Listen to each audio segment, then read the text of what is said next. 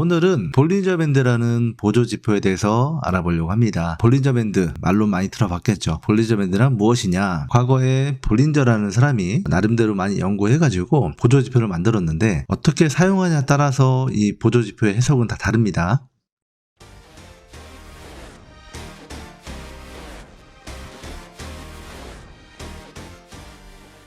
안녕하세요. 음봉의 달인 음달입니다.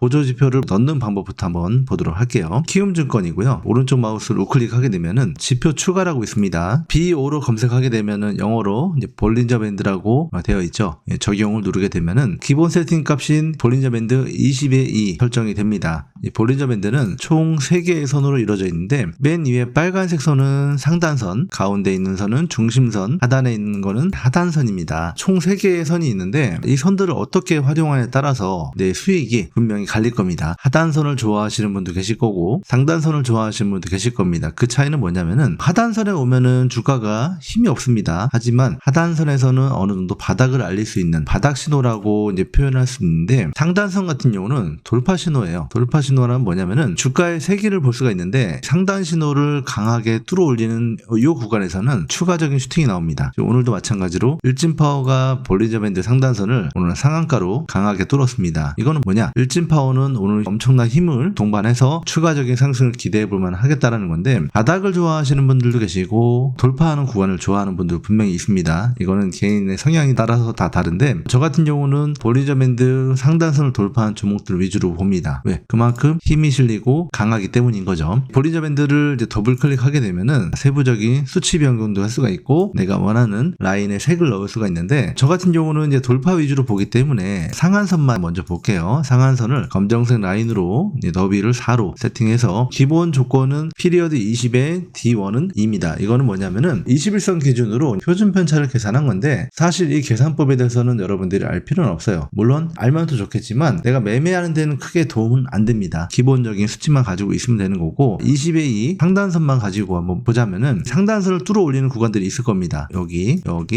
돌파가 나온 이후에는 눌림이라는 것도 있죠. 분명히 눌림을 준 이후에 단시간에 주가가 상승하는 것을 볼 수 있습니다. 그럼 오늘 같은 경우도 볼린저 밴드 상단선을 강하게 상한가로 뚫어 올렸기 때문에 만약에 눌림을 준다라면은 충분히 매수가 가능한 영역이 나올 것이고 추가적인 상승을 기대해 볼 만하겠죠. 여기도 마찬가지예요. 앞에 부분도 강하게 거래량을 동반해서 이제 볼린저 밴드 상단선을 뚫어놨기 때문에 이런 눌림 구간이 나오고 여기에서도 재차 상승이 나오는 그런 모습을 볼 수 있을 건데 중요한 거는 기본적인 이 수치 가지고도 매매를 할 수 있지만 20-2 이 수치를 40-2로 변경을 한다고 봤을 때 선이 좀 더 완만해지는 걸 볼 수 있습니다. 수치가 42평선에 맞춰져 있기 때문에 그만큼 굴곡이 심하지 않고 점점점 완화되는 걸 볼 수 있는데 이거를 좀 극단적으로 한번 예를 들면은 한 200으로 변경을 해보겠습니다. 자, 이런 구간들 볼린저 밴드 위에서 이제 오버슈팅이 나온 구간들이 있을 겁니다. 이런 걸 눈으로 확인하고 오늘 거래량도 들어왔지만 내가 설정해 놓은 밴드 상단선을 강하게 뚫어놨기 때문에 추가적인 상승을 기대해 볼 만 하겠다라는 마인드로 눌림목에서 접근하게 되면은 단시간에 이런 큰 수익들을 볼 수가 있습니다. 종목을 일진파워 말고 다른 거 아무거나 한번 볼게요. 최근에 안랩이라는 종목도 있었죠. 다시 수치를 기본적인 수치는 변경을 할게요. 이 구간이죠. 여기서 거래량이 강하게 돌파하면서 거의 뭐 20% 이상 장대 양봉을 만들어야 되는데 다음날 음봉을 주고 충분히 눌림목을 주고 나서도 추가적인 상승을 주는 것을 볼 수 있을 겁니다. 오픈베이스 이 구간이죠. 지금 여기도 마찬가지지만 이 앞에부터 한번 먼저 보겠습니다. 여기도 거래량이 동반돼서 이렇게 강하게 상단선을 돌파하고 나니까 한 일주일에서 2주 정도 눌림을 주고 나서 추가 상승이 나온 거를 볼 수 있습니다. 이런 것처럼 모든 종목이 다 마찬가지예요. 종목이 강하게 가려면은 일정 치를 돌파한 이후에 거래량이 당연히 동반돼야 되는 부분이고 그 이후에 눌림 자리가 오면은 차분히 샀다가 다음 추가 상승이 나오는 거를 노리고 진입을 하시면 됩니다. 이거는 이제 3부 토건인데 3부 토건은 어제 이제 상한가로 마감하고 나서 오늘은 갭상승 출발 최고가가 23%까지 갔다가 이렇게 윗꼬리가 달렸는데 매도 물량이 많이 나왔기 때문에 윗꼬리가 달았지만 추가적으로 이런 구간에서 눌림목이 나온다면은 눌렀다가 상승하는 그런 구간을 노려볼만 하다고 볼 수 있습니다. 볼린저 밴드는 기본적으로 우리가 다른 말로 곱창이라고도 하는데 왜 곱창이 있냐면은 상단선과 이제 하단선이 이렇게 수축이 되면서 좁아지는 구간을 잘 보셔야 돼요. 이렇게 확산이 됐다가 좁아졌다가 흔히 말하면 뭐 곱창같이 생겼죠.